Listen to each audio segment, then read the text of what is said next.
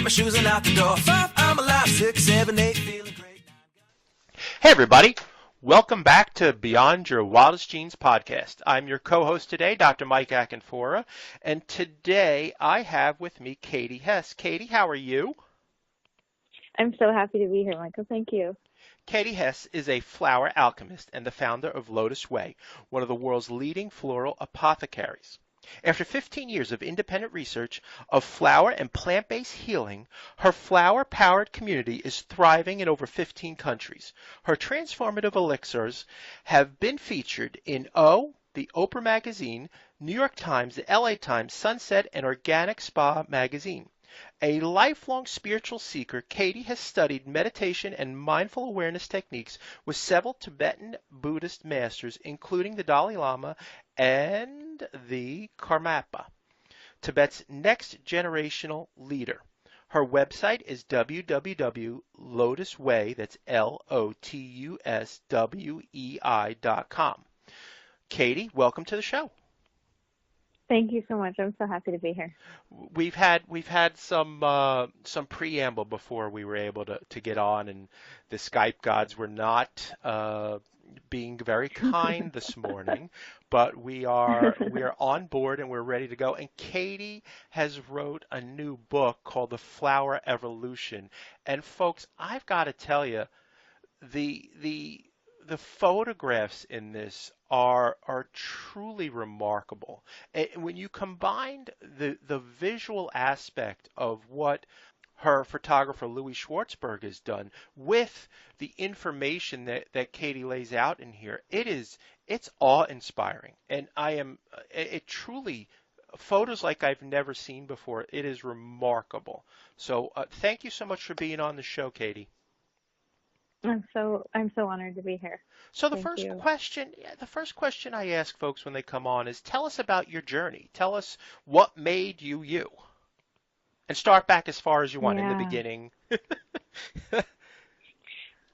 Yeah, if you want to go back that far, when I was 7 years old, I got really, really frustrated because I really wanted to work on some big project that would help a lot of people, and I was feeling very frustrated that I was stuck in this tiny little town in the Upper Peninsula of Michigan, and I remember just thinking that my people are out there and there's some huge thing I have to do, and just feeling extremely frustrated. So years later, when I graduated college and I was looking for what was going to be the vehicle that I would infuse all my energy into in terms of bringing people more happiness. And at the time I was living in Mexico and I was doing some volunteer work and studying as many forms of natural remedies that I could get my hands on. And I like to tell the story of when this day that I was walking down the street, it was a holiday, and so there was no one on the street, it was just me. And this beautiful indigenous woman came walking up to me and handed me this flyer, which is pretty common on the streets of Mexico, but kind of bizarre that she would choose a day where no one else was on the street but me. And so I looked down at the flyer and I thought, oh, wow, this is actually something I'm interested in. It's like, this man is flying in from Madrid, Spain, and he's teaching about flower essences. This is amazing. So I turned around to ask her about it, and it was like she had vanished. She was gone. And so I, walked down all these different blocks and streets trying to find her, and I couldn't find her. So I thought, okay, maybe this is a sign. So I ended up going to Mexico City and studying with this expert, and he talked about flower essences in such a compelling way beyond, this flower is for depression or this flower is for helping you sleep. And he saw it more as a tipping point. And he said that if we could reach 3% of the world's population and have 3% of people taking these flower elixirs, it would create enough of a ripple effect to change the outcome of the future in a really positive way. And so I felt very, very inspired by the fact that we didn't have to reach the masses. It was just a small number. And I felt like we could do 3% in the world. And so I studied under him for a while, and then I started a consultation practice and worked with people one-on-one for at least 15 years, and did that exclusively for 10 years. And the kinds of transformations I saw, and people talk about epigenetics, wow, fascinating. you see oftentimes with epigenetics the examples of what happens to people when they're using some sort of chemical substances, right? And this was just the complete opposite direction of, taking before and after pictures of people and seeing them become more radiant and happier and better posture and more confident. And it was just incredibly stunning how quickly you could see the results, and even in people's physical forms. So, that led to coming up with a product line, because I realized that if I only saw clients, I could see 5 to 6 people a day, and that would be about 72,000 people in my lifetime if I didn't take vacations. So I really felt like I was onto something, and that the whole world deserved this, and that each person, really deserved to be able to speed up their, feel their full potential. And so that led into the company, and then that led into the book. And the book has been just distillation of all of this work with flower elixirs over the years. Cool. That is a fascinating story, and we feel the same way, us three, Dr. DeCoya and Dr. McPhee. We, as chiropractors, have our offices, and we put together the think tank which was Center for Epigenetic Expression, which is now rebranded as Beyond Your Wildest Genes, and just thought we could reach more people than we could seeing folks on an everyday basis in person. And that has, we've took the road less traveled, and that has made all the difference. It is a huge difference in what we're able to do to bring people like you that our folks, may never have heard of. And I feel very fortunate to talk with you, because I'll admit, this is not my wheelhouse, and I found it so fascinating. And I'm thrilled to share it with everyone. So, Katie, talk to people. Let's back up a step. What actually is a flower elixir? Yes. So let me just give you some historical context. I think that helps. Sure. So all over the world, in different cultures, people have used flowers for healing. And we've seen, as in the Western world, I mean, if you think about the Eastern world, the yogis living in the caves in the Himalayas, doing fasting retreats and 3-year solitary retreats, they used something called chulen, which is like the essence of flowers and gemstones, and that's what helped keep them going. And you see it in Aboriginal cultures in Australia. You see it all over the world. In the Western culture, it appeared around 14th and 15th and 16th centuries, where you'd see certain doctors prescribing their patients to go out into the wild, locate specific flowers, and drink the dew from the tops of the flowers. And this dew was like this, magical potion, because it was infused, it was being infused with sunlight inside the flower. And so the doctors would prescribe that to their patients to shift and enhance their mood. And then in the 1940s, many people have heard of a doctor named Dr. Bach, who figured out a way to scale so that we didn't have to go out and drink dew, because that would be really, really impractical today. So a flower elixir is a solar infusion, which is a lot of fancy words for a collection of the life force of a plant. So in a plant, the flower is what has the most life force. And so that life force can be stored in water. Water is almost like a recording device. And then when you add alcohol to it, it preserves it.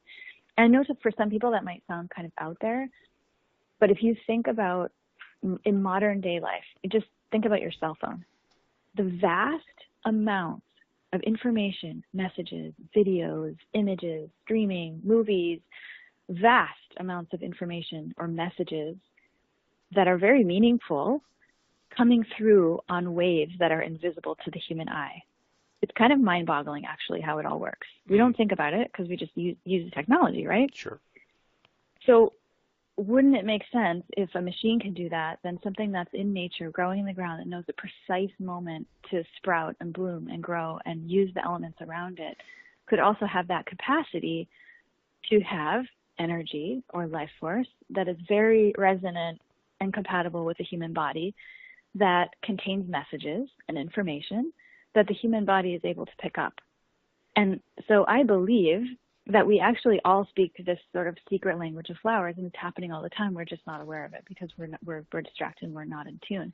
And the simple example is, imagine you have a big bunch of peonies in front of you, and you know how that makes you feel. And then imagine that you have a huge bouquet of daisies. It makes you feel totally different, right? Yep.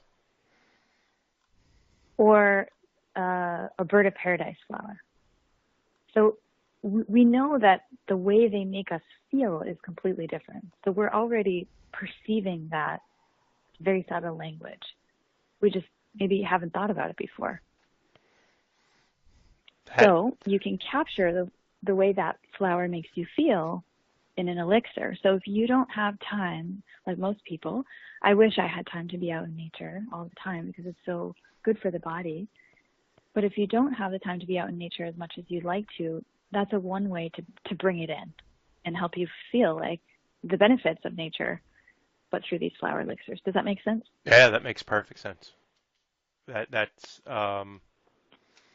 it's both, it's energetic, obviously, Right. but Right. it's everything that goes into that flower. Is that correct? Exactly. Perfect. Yeah, that Exactly. makes a lot of sense to me. Thanks for breaking that down. That's neat. It's you say in the very beginning of your book, explore and buy someone and yourself flowers. I've got to tell you, my wife loves Gerber daisies. They make her happy, Oh, and oh yeah. I buy Gerber daisies for her every week because it's Oh, important. If you it's know what? You good, know what you're doing. You know what you're doing. Daisies are all about joy and laughter. So you're infusing her with so much joy and enjoyment of life and laughter by getting her those daisies every week. it's funny, and I don't usually go into this, but she works in a women's consignment boutique and she's a stylist. And what she says is that when people come in to see her, she pings them. Mm-hmm. She P-I-N-G, pings them. And that's Uh-huh. what her Uh-huh. essence of who she is. It is joy.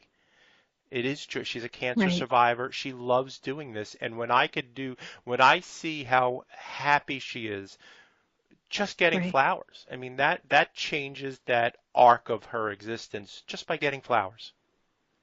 Right. Right. So that's her thing. Now, I want to get into you've written extensively on what flowers mean and what they do, and I just don't want to get ahead of myself. In Mm-hmm. in chapter 2 of your book, you talk about flowers radiate energy that tunes our body. Could you talk about Mm-hmm. that a little bit? Yeah, I mean, I think some of the most interesting research coming out now about flowers is around bees, and the fact that we used to think that bees were attracted to flowers by their color or their scent. And what scientists are actually finding is that it's actually a vibrational level, that the flowers are communicating with the bees through various frequencies. And they uh, they actually tell the bees, for example, when they've been already been pollinated or when they haven't been or they're ready to be pollinated. So there's this communication going on through electrical impulses that's attracting the bees. You know the movie Avatar, Yes. and it's not far off actually. That was a great portrayal of what things would look like if we could see them. Neat. Um, that there is this energy being emitted or transmitted or coming off of the flowers in the form of electrical impulses that are very subtle and gentle, and the bees perceive those, and so do we. Um, the next thing that comes to mind is sympathetic resonance, because you were talking about your wife and how she is joy. That is probably her, that's her main quality that she expresses and brings into this world to benefit people with. And if you get her, if she loves daisies, it doesn't mean she's lacking in joy. It simply means that she resonates very strongly with that quality, and the daisies help magnify that in her. And so when you think in terms of sympathetic resonance, if you were holding a tuning fork in each hand in front of you of the same key, if you hit one of those tuning forks and it's vibrating, and then you held the other one close, it would start to vibrate in resonance with the first one. Or a better example might be, Michael, if you had a guitar on your lap and you sang the note E, the E string would start to buzz in resonance with your vocal cords.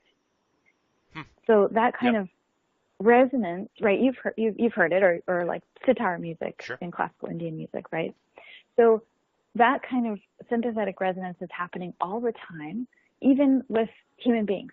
Say you go to a party, and there are certain people in the room that you just feel like you want to get close to and talk to, and other people that maybe you just don't really resonate with them.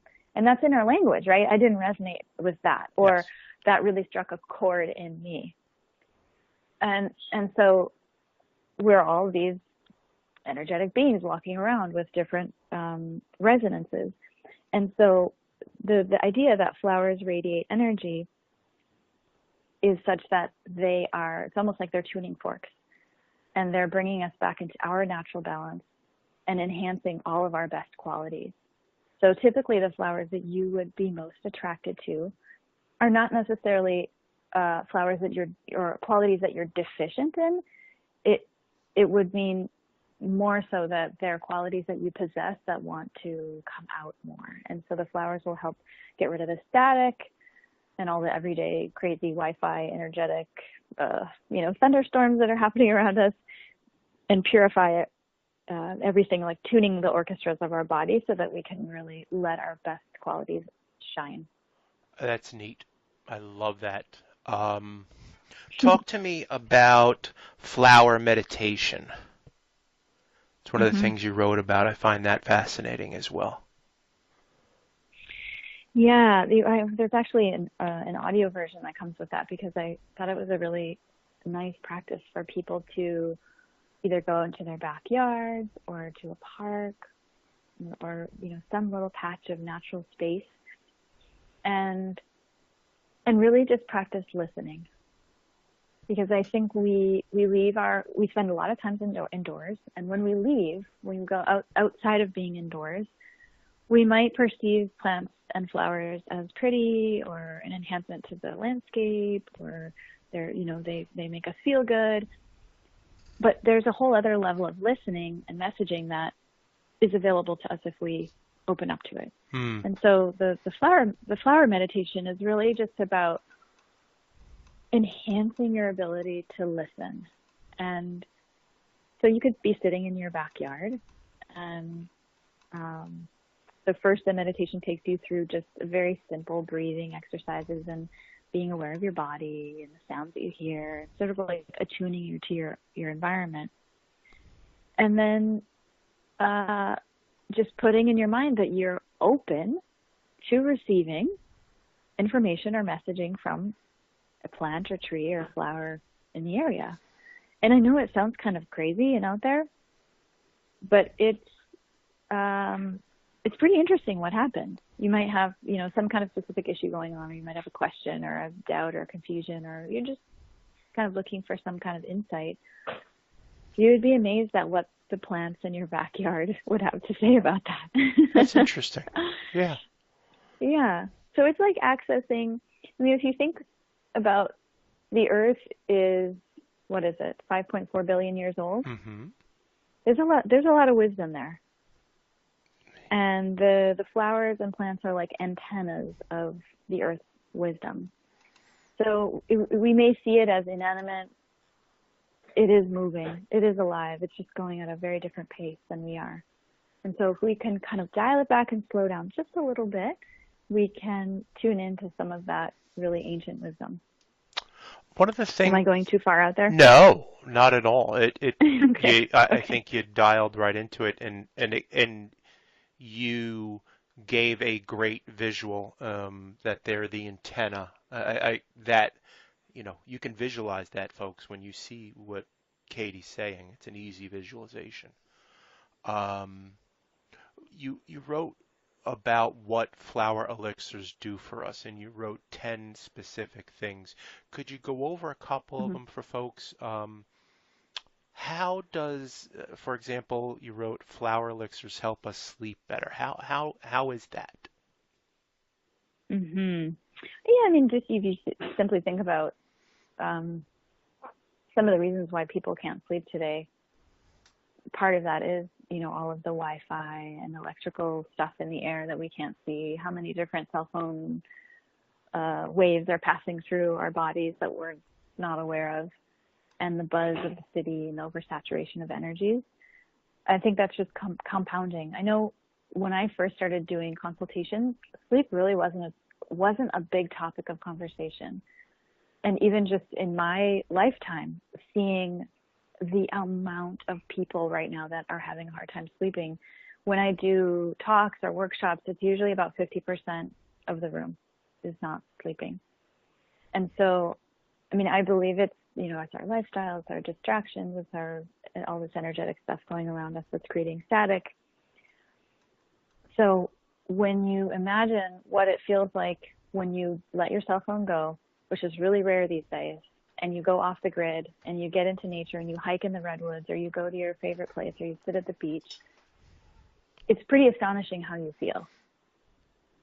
You've had that experience, right? Oh, unequivocally. We live at the beach, so it's, Oh, one of the awesome. You things. get it often. Yeah, it's we live at the beach. We have access to beach. We have access to mountain. Well, I wouldn't say mountains. Hills in New Jersey. So it's Right. I couldn't agree more. Yeah. So you feel the difference when you leave that sort of crazy lifestyle behind for just even a couple hours. Hmm. And so it's like being able to access that same benefit, but instead of going out, it's just bringing it into your own body. I, And so it's, balancing I don't know, chemically actually what's happening. It's more of an energetic thing, but it's removing the static. It's helping you find your natural body rhythms and tuning those to the earth and the sun and the way that, we would go to sleep when it gets dark. I love it. Um, the one thing that you also said, which I really resonate with, not to borrow your term, it flower elixirs help with self-limiting beliefs. Yeah, that's my favorite one. This is a big deal for a lot of people. Could you dive into that? Yes. I'm going to share a little bit about some things that my flower essence teacher taught me. And if you understand epigenetics, this could make sense. What my teacher would tell me was that in every cell of our body, so we already know that in every cell of our body, we carry the DNA of everything from when we were first conceived until now, right? Hmm. And all the conditioning and socialization and everything that's occurred in our life. But my teacher was saying that we also carry this sort of genetic, energetic messaging from up to 7 generations back in our family lineage. Hmm. So the way that would play out is that you may have a thought, or I have a thought. Let's say I have a worry or a fear about something, and I think that's unique to me, right? I'm just in my own little head thinking my little thoughts, thinking that this is just only me. But it could actually be a regurgitation of exactly the same thing that my great-great-great-grandmother was feeling or thinking. Sure. And so flower elixirs help sort of dial down the volume on that kind of messaging in your cellular makeup so that the real you can, really emerge without that influence. And I have to say that I was in my early 20s when I was studying with him, and it wasn't until I reached about 35. They always say, like, when you get older, you hear yourself sounding like your parents, Hmm. and you never think that's going to happen. And then 35 hits, and I'm like, oh my God, I sound just like my mom, which isn't a bad thing. But it's just so curious. And so the self-limiting patterns are not necessarily from genetics. They could be something that you experienced in this life, something that you experienced in the womb, something that you experienced a month ago. that kind of doesn't really matter where or when it comes from. Mm-hmm. We all know, I mean, if I get into a room with a lot of people and say, okay, raise your hand if you have absolutely tapped out your full potential, like you are there, you are like 300% the best you could possibly be, and never does anyone raise their hand. Right? Yeah. I mean, we all know, we all have this, something that holds us back or creates a fear or a little nervousness or, stops us from just busting out and being the most fearless, confident, beautiful, radiant selves that we know we can be.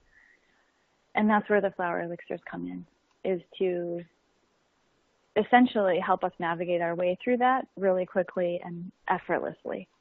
Just to turn down the volume and bring out the strength and the I best love qualities that. that we have. Where your book is really completely different than the books that I've seen before is, in addition to what you have just said, you also have a section called Explore Your Private Consultation, where you're looking for folks to do what? Yeah, it's to have more awareness in what's going on. I think a lot of times we learn to live on autopilot. Mm-hmm.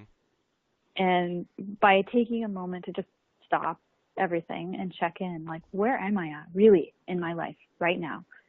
What's working? What's not working? What are my deepest dreams and aspirations? What would I, regret not doing if I died in a week? And to really honor what that is. And it's kind of like you can't solve something with the same mind that created it. Mm-hmm. So you kind of have to step out of your situation and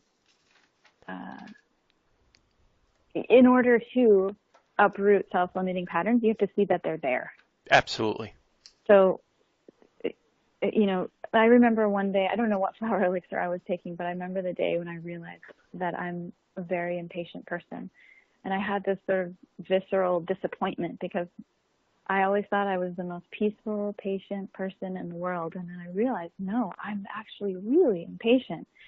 And so until you have more awareness into actually what those habitual patterns are, you can't change them consciously. So the idea of having your own private consultation is you are the perfect person to unravel whatever your favorite flavors of stuff are. Does that make sense? That makes all the sense in the world. I think this is so important for people. The physical act of taking pen to paper, and the specific questions that you ask, it's truly magical what happens when you do that.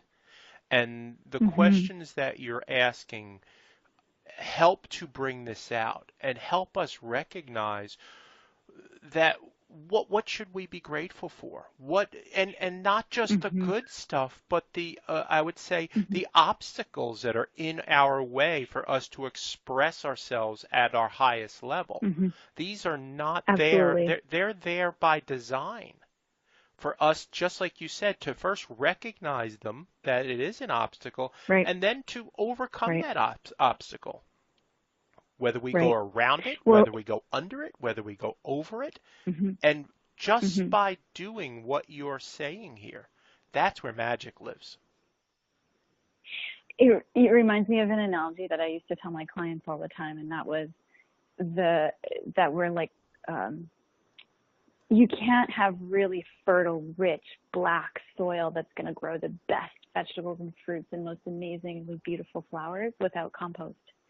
And if anyone's seen a compost pile, it's slimy and stinky and gross and like fermenting and blah. It's like, and so we have these parts of ourselves that we perceive as stinky and messy and fermenting, and like, I don't want anyone to see that, and I don't even want to look at that because I perceive it as a weakness. But actually, that's the juicy stuff. Like you said, by just addressing it, that's the richest, then that's going to make the richest soil. And I think we sell ourselves short because sometimes we run away from it or avoid it, when that's really like the jewels of who we are. I love it. So we're coming to the end of the rainbow here. I just wanted to give people a couple of things to leave with. Um, you wrote, and what I love about, again, I cannot describe to folks the pictures that I'm seeing in the book. It's just remarkable. But you wrote The Secret Teachings of Flowers, and I've never seen anything like this before for myself. Um, can you just describe what you're talking about, the secret Hmm. lives of flowers, Hmm. Hmm. secret Yeah, teachings. so the Sorry, book is secret meant to be, teachings. Go ahead. yeah, the book is meant to be interactive. So you don't have to read it from front to cover. Wouldn't expect you to do that. Hmm. It's there's a section in the middle where you look at 48 different flower photographs taken by Louis Schwartzberg, who is the most incredible nature filmmaker out there. If you like the images of the book, you should see his films. Unbelievable. Um, so you turn to all the 48 flowers. You see which one attracts you most visually, because you will always be attracted to that which will benefit you most in the moment. And then it's like a choose your own adventure book. So you turn to that page, and there's this whole huge 3 to 5 page profile on not only just like fun little facts about the flower, but what it means about you and what you might be going through, and questions to ask yourself, and things that you could do to elicit that quality in you, the same quality that that flower is asking you to bring out. Um, so yeah, I mean, it's kind of, I see it as a mirror. I see it as a reflection tool. So whenever you're curious, you just get around your left brain, use your right brain, see which beautiful image you're attracted to, turn to that page and find out the message that it's telling you about you.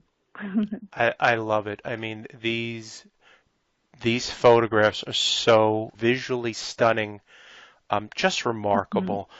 Katie, thanks so much for being on the show today. Could you tell people where they can find you in the world? Yeah, so the website is Lotus Way, Lotus spelled like the flower, and then WEI.com. And if you're interested in downloading the first 2 chapters of the book and seeing some of these gorgeous images, you can go to lotusway.com/sneak peek. Awesome. And the book is The Flower Rev Cut. The book is The Flower Revolution. Can people Yes. find that in their, bookstores, Amazon, Barnes and Noble, Yep, everywhere. everywhere? Perfect. I will Yep. have that in the show notes so that people can find that.